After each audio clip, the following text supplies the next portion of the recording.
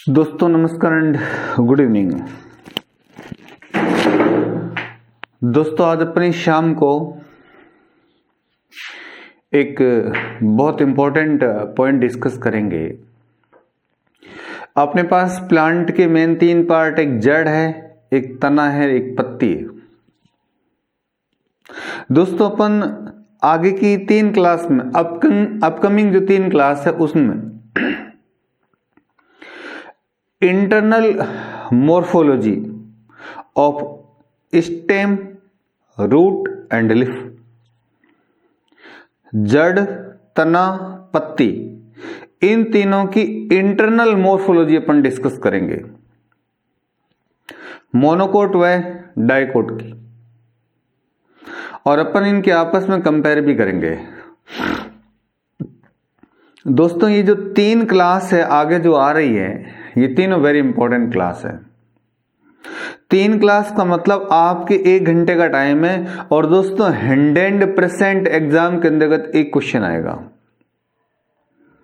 अपन पहले internal morphology या anatomy, stem की बात करेंगे, फिर अपन रूट की बात करेंगे, फिर अपन लीफ की बात करेंगे। आज अपन इस क्लास में डिस्कस करेंगे मोनोकोट, डाइकोट, डाइकोट, मोनोकोट, एक बीजपत्री, द्विबीजपत्री प्लांट का जो स्टेम होता है, तना होता है, तने की इंटरनल मॉर्फोलॉजी कैसी होती है, और डाइकोट और मोनोकोट में क्या डिफरेंस है, उसके अपन एक एक चीज के बारे में स्टडी करेंगे। वेरी इंपॉर्टेंट क्लास रहेगी दोस्तों, आप समझिए। सबसे पहले तो दोस्तों एनाटॉमी का मतलब क्या होता है। एनाटॉमी, जैसे अपने पास स्टेम की एनाटॉमी, एनाटॉमी का मतलब होता है इंटरनल मॉर्फोलॉजी। सबसे पहले आप देखो एनाटॉमी, एनाटॉमी का मतलब होता है आंतरिक मॉर्फोलॉजी, इंटरनल मॉर्फोलॉजी। अब इंटरनल मॉर्फोलॉजी अपन अलग अलग प्रकार के सेक्शन लेते हैं। जैसे अपने पास वर्टिकल सेक्शन है, जैसे अपन बात करें ट्रांसवर्स सेक्शन है, जैसे अपन बात करें टेंजेंशियल सेक्शन है। मतलब अपन ऐसे काटते हैं तो उसको वर्टिकल सेक्शन या ऊर्ध्व काट कहते हैं। यदि अपन इसके 90 डिग्री पर ऐसे काट करके टीएस देखते हैं तो वो होती है ट्रांसवर्स सेक्शन। और यदि अपन किनारे से ऐसे काट करके स्टडी करते हैं तो उसको टेंजेंशियल या स्पर्श रेखीय सेक्शन कहते हैं। अपन अपने पास रूट है, स्टेम है, लीफ है, इनकी अपन एनाटॉमी, इंटरनल मॉर्फोलॉजी जब स्टडी करते हैं, कहीं वर्टिकल सेक्शन लेते हैं, कहीं ट्रांसवर्स सेक्शन लेते हैं, कहीं अपन टेंजेंशियल सेक्शन लेते हैं। 3 प्रकार का सेक्शन लेकर के अपन क्या करते हैं, स्टडी करते हैं। अब अपन सबसे पहले बात करेंगे प्लांट के अंतर्गत स्टेम की बात करेंगे। अपने पास आज का जो टॉपिक है वह है डाइकोट व मोनोकोट के स्टेम, तने की एनाटॉमी के बारे में बात करेंगे। मोनोकोट व डाइकोट के जो स्टेम है उसकी इंटरनल मॉर्फोलॉजी अपन पढ़ेंगे। अब एक प्लांट के अंतर्गत स्टेम क्या काम करता है, एक पादप में तने का क्या काम होता है। एक प्लांट के अंतर्गत स्टेम क्या होता है, वाटर एंड मिनरल्स साल्ट, जल व खनिज लवण का ट्रांसपोर्ट करता है, स्थानांतरण करता है, परिवहन करता है। पत्तियों को आधार प्रदान करता है, सहारा प्रदान करता है, लीफ को बेस देता है। पदार्थों का संग्रहण भी करता है, पदार्थों का क्या करता है, संग्रहण करता है। ये स्टेम 3 बड़े काम करता है। पूरे प्लांट के अंतर्गत खनिज और मिनरल्स और वाटर का ट्रांसफर करता है, पत्तियों को आधार प्रदान करता है, सहारा प्रदान करता है, और प्लांट के अंतर्गत जो अपने पास मटेरियल्स बनता है उनका कलेक्शन भी करता है, संग्रहण भी करता है। ये 3 बड़े काम करता है। अब अपने पास जो स्टेम है, एक तो अपने पास डाइकोट स्टेम है, द्विबीजपत्री का स्टेम है, और एक अपने पास देखो दोस्तों मोनोकोट स्टेम है, एक बीजपत्री का स्टेम है। अपन इन दोनों की कंपैरेटिव स्टडी पढ़ेंगे। सबसे पहले अपन डाइकोट का स्टेम के बारे में डिस्कस करेंगे, उसके बाद में मोनोकोट के स्टेम के बारे में बात करेंगे। सबसे पहले दोस्तों अपन डाइकोट के स्टेम के बारे में बात कर रहे हैं। डाइकोट के स्टेम की स्टडी करने के लिए अपने एक प्लांट चुनते हैं, सिलेक्ट करते हैं। वह प्लांट किसका होता है? सूर्यमुखी के तने का सिलेक्ट किया जाता है। सूर्यमुखी के तने का ट्रांसफर सेक्शन लिया जाता है, टीएस सेक्शन लिया गया है। कहने का मतलब अपन डाइकोट स्टेम की स्टडी करने के लिए, अध्ययन करने के लिए, समझने के लिए सूर्यमुखी के तने को क्या करते हैं? सिलेक्ट करते हैं। अब अपन इसका ट्रांसफर सेक्शन देखते हैं तो दोस्तों इसको समझो, बाहर से अपन अंदर की तरफ देखते हैं तो इतने पार्ट अपने को इस प्रकार से दिखाई देता है। सबसे बाहर आप देखो क्या दिखाई देता है? ट्राइकोम दिखते हैं, ट्राइकोम। उसके बाद में क्या होती है? क्यूटिकल दिखती है। क्यूटिकल के नीचे क्या है? एपिडर्मिस है। एपिडर्मिस के नीचे क्या है? हाइपोडर्मिस है, जनरल कॉर्टेक्स है और एंडोडर्मिस है। ये तीनों कॉर्टेक्स के पार्ट है। हाइपोडर्मिस, जनरल कॉर्टेक्स और एंडोडर्मिस, ये तीनों किसके? कॉर्टेक्स के पार्ट है। सबसे बाहर एपिडर्मिस होगी, फिर कॉर्टेक्स हो गया, फिर क्या है? पेरिसाइकिल वाला पार्ट है। और पेरिसाइकिल के अंतर्गत क्या है? वैस्कुलर बंडल वाला पार्ट है। आपको यदि कई बार पूछता है बाहर से अंदर या अंदर से बाहर की तरफ कौन सा सीक्वेंस राइट है, तो very simple, epidermis, hypodermis, general cortex, endodermis, pericycle और वैस्कुलर बंडल है। वैस्कुलर बंडल में आपको क्लियर होना चाहिए, ये तो बंडल कैप है, ये फ्लोएम है, ये इसके अंतर्गत क्या है? कैम्बियम प्रेजेंट है, और ये जाइलम है, और ये पित्त और पिथरेज है। बाहर से अंदर की तरफ ये है।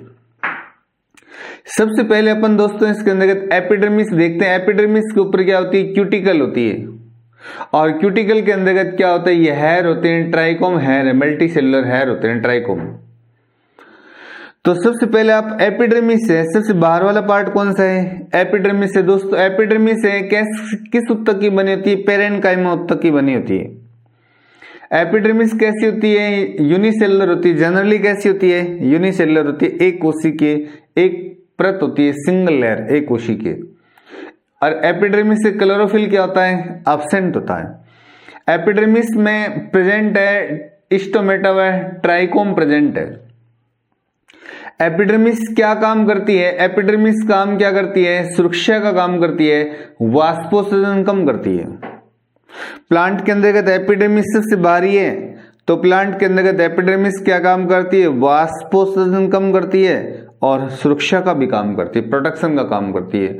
और एपिडर्मिस के ऊपर क्या होती है? क्यूटिकल की क्या होती है? एक परत होती है, क्यूटिकल की लेयर होती है। तो आपको सब मालूम होना चाहिए कि स्टोमेटा कहाँ होते हैं? एपिडर्मिस में। क्यूटिकल कहाँ होती है? एपिडर्मिस में। ट्राइकोम कहाँ है? एपिडर्मिस के अंदर। ये आपको एपिडर्मिस क्या काम करती है? सुरक्षा का और वाष्पोत्सर्जन, ट्रांसपिरेशन कम करने का। क्लोरोफिल नहीं होता है इसमें, पेरेन्काइमेटस होती है। दूसरा पार्ट आप देखो, ये जो पार्ट है ये पूरा का पूरा पार्ट क्या है? हाइपोडर्मिस का है। आप देखो डाइकोट के स्टेम की जो हाइपोडर्मिस होती है कैसी होती है? मल्टी लेयर्ड होती है, बहुप्रेती होती है हाइपोडर्मिस। और वेरी इंपॉर्टेंट, इसमें क्लोरोफिल पाए जाते हैं और स्थूल कोणोत्तक की बनी होती है, कोलेनकाइमेटस होती है। और वेरी वेरी इंपॉर्टेंट है, ये प्लांट के अंतर्गत स्ट्रेंथ प्रदान करती है, लचकता प्रदान करने का काम करती है। ये प्लांट को लचकता प्रदान करती है, स्थूल कोणोत्तक होती है, बहुप्रति होती है और उसमें क्लोरोफिल क्या होता है? प्रेजेंट होता है। अंदर की तरफ बन जाते हैं कि जनरल कॉर्टेक्स है। आगे वाला पार्ट क्या है? जनरल कॉर्टेक्स है। आपको मैं पहले ही बता चुका हूं, जनरल कॉर्टेक्स में जनरली क्या होती है? केविटीज होती है। श्लेष्मा रेजिन ट्यूब्स होती है, नलिकाएं प्रेजेंट होती है। श्लेष्मा व रेजिन नलिकाएं होती है, बी युक्ति जात गुहिका होती है। और वेरी इंपॉर्टेंट है, जनरल कॉर्टेक्स मृदुत्तक होता है। और मृदुत्तक आप जानते हो कि भोजन को संग्रहण करने का काम करता है। मतलब जनरल कॉर्टेक्स का अल्टीमेट काम क्या होता है? भोजन का स्टोरेज करना होता है, संग्रहण करना होता है। अब अपन अंदर की ओर जाते हैं तो अंदर की तरफ क्या होती है? एंडोडर्मिस होती है। एंडोडर्मिस है। एंडोडर्मिस से अपन बात करते हैं दोस्तों, वेरी इंपॉर्टेंट है। ये क्या होती है? एंडोडर्मिस क्या होती है? एक सिंगल परत होती है, सिंगल लेयर होती है। और ये स्टार्च का क्या संग्रहण करती है? स्टार्च शीट होती है। Very very important. क्वेश्चन आता है कि स्टेम के एनाटॉमी के अंदर अपन देखते हैं स्टार्च शीत, स्टार्च का कलेक्शन करने वाली कौन सी लेयर है, सिंगल लेयर है, कौन सी है, एंडोडर्मिस है। और एंडोडर्मिस के अंदर अपन जाते हैं तो पेरिसाइकिल है। पेरिसाइकिल दोस्तों वेरी इंपॉर्टेंट है। पेरिसाइकिल क्या होती है, मल्टी लेयर्ड होती है, बहुप्रति होती है। और वेरी वेरी इंपॉर्टेंट है, डाइकोट के स्टेम की जो पेरिसाइकिल विषमांगी होती है, मतलब दो प्रकार के उत्तक है इसमें, दृढ़ोत्तक भी है और मृदुत्तक भी है, दो प्रकार के टिश्यू है। और इसके अंतर्गत जो अपने पास दृढ़ोत्तक है, वैस्कुलर बंडल के सामने वाला पार्ट है जो अर्धचंद्राकार होता है, जो बंडल कैप है, वैस्कुलर बंडल का जो पार्ट है इसके पेरिसाइकिल के दृढ़ोत्तक के सामने, वो पार्ट कौन सा होता है, बंडल कैप है। और वेरी इंपॉर्टेंट है, पेरिसाइकिल का जो दृढ़ोत्तक भाग बंडल कैप के सामने होता है वह हार्ड बास्ट कहलाता है। दृढ़ोत्तक की पेरिसाइकिल है, हार्ड बास्ट कहलाता है। और वेरी वेरी इंपॉर्टेंट, इसमें वैस्कुलर बंडल के बारे में अपन बात करें, ये वैस्कुलर बंडल है, आप ढंग से देखो, वैस्कुलर बंडल में फ्लोएम है, यहां पर देखो आप बंडल कैप है, ये जाइलम है, और अंदर क्या है, पित्त और पित्त रेज है। पित्त की जो सेल होती है, पित्त की मृदुत्व की सेल होती है, पित्त की मृदुत्व की सेल होती है, और पित्त रेज है। पित्त रेज क्या करती है, पित्त रेडियल कंडक्शन होती है, पित्त रेज पित्त सेल से बनती है, पित्त से बनती है। और वेरी इंपॉर्टेंट है, पित्त रेज है रेडियल कंडक्शन आर्य सेवन करती है। और दोस्तों वेरी इंपॉर्टेंट, इसके अंतर्गत क्या होता है, ये बंडल कैप है, जो दृढ़ोत्तक के सामने वाला पार्ट है, क्या है, बंडल कैप है। और वैस्कुलर बंडल की शेप कैसी होती है, वेज शेप होता है, वेज शेप का वैस्कुलर बंडल है। और वेरी इंपॉर्टेंट, स्पेशली अपन बात करें कुकुरबिटा के अंदर, जो कुकुरबिटा के अंतर्गत जो पेरिसाइकिल है वो सिर्फ एंड सिर्फ पेरिसाइकिल में कौन सा उत्तक होता है, दृढ़ोत्तक होता है दोस्तों। यदि अपन बात करें स्पेशली इसके अंतर्गत वैस्कुलर बंडल, कुकुरबिटा के अंतर्गत अपन स्पेशली वैस्कुलर बंडल के बारे में बात करें तो 2 रिंग होती है, और एक रिंग के अंतर्गत टोटल 5 वैस्कुलर बंडल होती हैं। तो 2 रिंग है, टोटल 10 वैस्कुलर बंडल है। और वैस्कुलर बंडल बाहर वाले क्या होते हैं, छोटे होते हैं, जिन्हें अपन श्रृंग कहते हैं। और अंदर की रिंग वाले वैस्कुलर बंडल क्या होते हैं, बड़े होते हैं, जिन्हें अपन क्या कहते हैं, ग्रथ कहते हैं। तो दोस्तों यहां पर अपन डिस्कस कर रहे हैं सूर्यमुखी के तने का, डाइकोट के स्टेम का एनाटॉमी डिस्कस कर रहे हैं। आपको अच्छी तरीके से मालूम होना चाहिए कि ट्राइकोम कहां होते हैं, बाहर से अंदर की तरफ क्या सीक्वेंस है, वैस्कुलर बंडल की क्या शेप है, बेस शेप होता है। कुकुरबिटा में पेरिसाइकिल कैसा होता है, दृढ़ोत्तकी होता है। वेरी स्पेशल है, कुकुरबिटा के अंतर्गत वैस्कुलर बंडल कितनी रिंग में होता है, 2 रिंग के अंदर होता है। एक रिंग के अंदर अपन बात करें वैस्कुलर बंडल कितने हैं, 5 है, टोटल वैस्कुलर बंडल कितने हैं, 10 है। बाहर वाले कैसे छोटे श्रृंग है, अंदर वाले कैसे होते हैं, बड़े और ग्रथ है। और वेरी इंपॉर्टेंट है, जनरली डाइकोट स्टेम के अंदर पेरिसाइकिल कैसी होती है, बहुप्रति होती है, दृढ़ोत्तक और मृदुत्तक की बनी होती है। वैस्कुलर बंडल का जो भाग पेरिसाइकिल के सामने वो बंडल कैप कहलाता है, वो कैसा होता है, दृढ़ोत्तकी है। और पेरिसाइकिल को क्या होता है, अपन हार्ड बास्ट कहते हैं। दृढ़ोत्तक की जो पेरिसाइकिल है उसको अपन क्या कहते हैं, हार्ड बास्ट कहते हैं। इसमें दृढ़ोत्तक और पेरेन्काइमा दोनों होता है। एंडोडर्मिस स्टार्च का संग्रहण करने वाली एक सिंगल लेयर होती है और इसे स्टार्च शीत कहते हैं।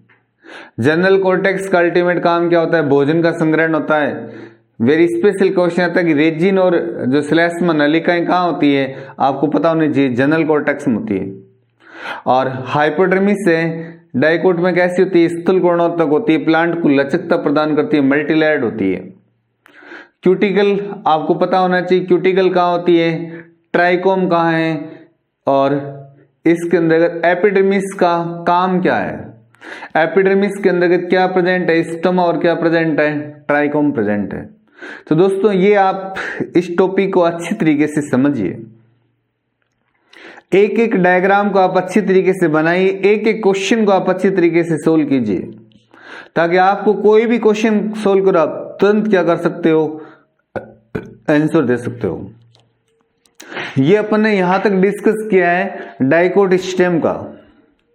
आप अपन इस पैरेलल के अंतर्गत मोनोकोट स्टेम को देखो, वेरी इंपॉर्टेंट है। मोनोकोट स्टेम के अंदर अपन किसको सिलेक्ट करते हैं, जियामेज या मक्का का स्टेम अपन देखते हैं। और मक्का का स्टेम आप देखो अच्छी तरीके से, मक्का के स्टेम में सबसे बाहर यदि अपन बात करें क्यूटिकल है, क्यूटिकल के ऊपर क्यूटीन होती है। क्यूटीन क्या काम करती है, वाष्पोत्सर्जन कम करने का काम करती है। मोनोकोट प्लांट है, उनमें क्यूटिकल के ऊपर क्यूटीन की परत है, और क्यूटीन की परत क्या काम करती है, ट्रांसपेरेशन कम करती है। वाष्पोत्सर्जन क्या करती है, काम कम करती है, वाष्पोत्सर्जन कम कर देती है। और अंदर की तरफ जो ये बाहर जो एपिडर्मिस है दोस्तों, एपिडर्मिस के अंदर अपन बात करते हैं मोनोकोट की एपिडर्मिस में, तने की एपिडर्मिस में ट्राइकोम नहीं होते हैं। और ट्राइकोम क्यों नहीं होते हैं, अनुकूल परिस्थिति के अंतर्गत रहते हैं प्लांट, इस कारण ट्राइकोम की जरूरत नहीं है, अडेप्टिव कंडीशन में रहते हैं। और वेरी इंपॉर्टेंट है, इसमें स्टोमेटा डाइकोट की तुलना में क्या होते हैं, कम होते हैं। मोनोकोट की एपिडर्मिस में स्टोमेटा डाइकोट के कंपेयर में क्या होते हैं, कम होते हैं।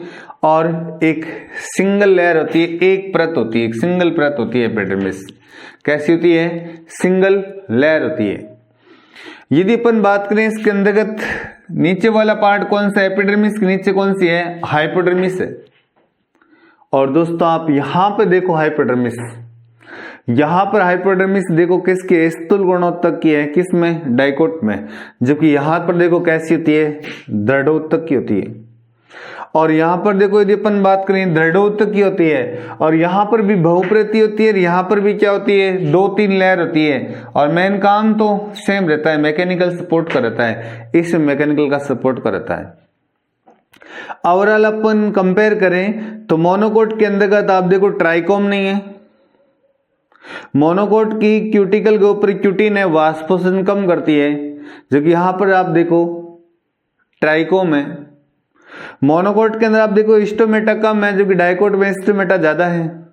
मोनोकोट की हाइपोडर्मिस स्थूल गुणोत्तक की होती है, सॉरी दृढ़ोत्तक की होती है, डाइकोट की कैसी होती है, स्थूल गुणोत्तक की होती है।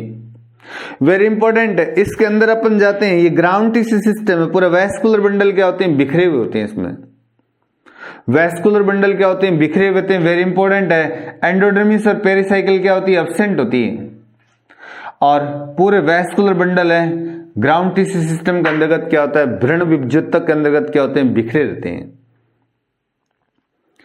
और आज तक का very very important question, monocot stem में अपन जब परिधि से केंद्र की तरफ जाते हैं, अपन परिधि से केंद्र की तरफ जाते हैं, तो very very important question, number of vascular bundle, vascular bundle की संख्या क्या होती है, घटती है। But very very important, size of vascular bundle क्या होता है, बढ़ता है। ये आज तक का सबसे इंपॉर्टेंट क्वेश्चन है। मोनोकोट स्टेम के अंतर्गत यदि अपन जाते हैं, मोनोकोट स्टेम के अंदर अपन जाते हैं तो वेरी स्पेशल है, परिधि से केंद्र की तरफ जाते हैं तो नंबर ऑफ वैस्कुलर बंडल क्या होते हैं, घटते हैं। साइज ऑफ वैस्कुलर बंडल क्या होता है, बढ़ता है। वैस्कुलर बंडल बिखरे रहते हैं इसके अंदर। अपन एक डायग्राम दिखाते हैं कि वैस्कुलर बंडल का, तो वैस्कुलर बंडल के चारों तरफ क्या होती है, बंडल शीत है। और बंडल शीत कैसी होती है, दृढ़ोत्तक की होती है। वैस्कुलर बंडल के बाहर अपन देखते हैं, वेरी इंपॉर्टेंट है, दृढ़ोत्तक की क्या होती है, परत होती है, लेयर होती है। और दृढ़ोत्तक की जो लेयर है, परत है, वो क्या कहलाती है, बंडल शीत कहलाती है। और इस प्रकार का वैस्कुलर बंडल जिसके ऊपर चारों तरफ दृढ़ोत्तक की लेयर, एक परत है, बंडल शीत है, ये वैस्कुलर बंडल कैसा क्या कहलाता है, फाइब्रोब्लास्टिक वैस्कुलर बंडल है। फाइब्रोब्लास्टिक वैस्कुलर बंडल है। इसके अंतर्गत ये फाइब्रोब्लास्टिक वैस्कुलर बंडल है। आप देखो ये फ्लोएम है, ये जाइलम है। यदि अपन देखें इसके अंदर वैस्कुलर बंडल है, कैसे होते हैं, अंडाकार होते हैं, कैसे रहते हैं, बिखरे रहते हैं। और दोस्तों तना है, स्टेम है, स्टेम के अंतर्गत वैस्कुलर बंडल है, कैसे होते हैं, कॉन्जुगेटेड होते हैं, एंडार्च होते हैं। और कोलेटरल होते हैं, अपकेंद्री होते हैं। और मैं पहले ही क्लियर कर चुका हूं कि मोनोकोट में कैम्बियम नहीं होती है। यहां पर कैम्बियम क्या होती है, अब्सेंट होती है, जबकि यहां पर कैम्बियम क्या होती है, प्रेजेंट होती है। कैम्बियम देखो प्रेजेंट है, वहां पर कैम्बियम नहीं होती है। अब देखो वैस्कुलर बंडल का थोड़ा सा आप और अच्छी तरीके से देखो, यहां पर आप देखो ये फ्लोएम है, वेरी इंपॉर्टेंट दोस्तों। मोनोकोट के अंदर जो स्टेम में जो फ्लोएम है, फ्लोएम के अंतर्गत फ्लोएम पेरेन्काइमा मैक्सिमम मोनोकोट में क्या होता है, एब्सेंट होता है। फ्लोएम के कौन कौन से पार्ट है मैं आपको सब पढ़ा चुका हूं। इसमें 4 नलिका और सहकोशिका होती है। फ्लोएम पेरेन्काइमा होता है, वो क्या होता है, मैक्सिमम मोनोकोट में क्या होता है, एब्सेंट होता है। अब इसके अंतर्गत अपन जाइलम के बारे में बात करें। जाइलम जो अंदर देखो यहां डेवलप हो रहा है, मेटाजाइलम में प्रोटोजाइलम है। जो पहले से प्रेजेंट है वो क्या होता है, प्रोटोजाइलम में, बाद में बनता है क्या है, मेटाजाइलम में। दोस्तों वेरी इंपॉर्टेंट, आप देखो प्रोटोजाइलम में एक वाहिका होती है और वाहिनिकाएं कम होती है। मतलब इसमें वेसल तो एक है, ट्रैकिड क्या होती है, कम होती है। किसमें, प्रोटोजाइलम में। जबकि आप मेटाजाइलम में देखो वेसल की संख्या 2 होगी और ट्रैकिड की नंबर क्या होगी, ज्यादा हो गई। और वेरी इंपॉर्टेंट है, इसके अंतर्गत जाइलम में जो केविटीज होती है, गुहाएं होती है, कैसी होती है, लयजात प्रकार की गुहाएं होती है। कोशिकाओं का नष्ट होने से केविटी डेवलप होती है। और दोस्तों वेरी वेरी इंपॉर्टेंट, इसके अंदर जो जाइलम होता है उस जाइलम की शेप क्या है, वी और वाई शेप जाइलम होता है। वी वाई शेप्ड जाइलम होता है इसके अंतर्गत, वेरी इंपॉर्टेंट है। और यहां पर अपन डिस्कस कर रहे हैं मोनोकोट। मोनोकोट के अंतर्गत दोस्तों पित्त और पित्त रेज क्लियर नहीं होती है, स्पष्ट होती है, एब्सेंट होती है, अर्थात वेरी स्पेशल है। इसके अंतर्गत पित्त और पित्त रेज क्या होती है, एब्सेंट होती है। मोनोकोट के अंतर्गत स्टेम के अंतर्गत पित्त और पित्त रे है वो क्लियर नहीं होती है। अब दोस्तों इसके अंतर्गत क्या है, अपन बात करें, एक होता है क्यूटिक्युलराइजेशन। क्या होता है अपने पास यहां पर देखो, यदि अपन बात करें प्लांट की एपिडर्मिस है, इस एपिडर्मिस के ऊपर आप देखो क्यूटिन जम रही है। एपिडर्मिस के ऊपर क्यूटिन जम रही है, एक समान रूप से क्या है, जमती है, और क्यूटिन का क्या होता है, निर्माण होता है, उसको अपन क्यूटिक्युलराइजेशन कहते हैं। एपिडर्मिस के ऊपर, मोनोकोट की एपिडर्मिस के ऊपर क्यूटिन है, एक समान रूप से जमती है और उसका निर्माण होता है, उसको अपन क्या कहते हैं, क्यूटिक्युलराइजेशन कहते हैं। और दूसरा क्यूटिनाइजेशन का मतलब क्या होता है, क्यूटिनाइजेशन का मतलब होता है कि इसके अंतर्गत एपिडर्मिस की जो परतें होती है, अंदर की साइड के एपिडर्मिस के ऊपर अंदर की ओर क्या है, क्यूटिन का जमना क्या कहलाता है, क्यूटिनाइजेशन है। और वेरी इंपॉर्टेंट है ये क्यूटिक्युलराइजेशन और cutinization, special property of xerophyte plant. ये जीरोफाइट प्लांट की क्या होती है, स्पेशल प्रॉपर्टी है। दोस्तों आप फिर से देख लो, क्यूटिक्युलराइजेशन क्या होता है, क्यूटिनाइजेशन क्या होता है।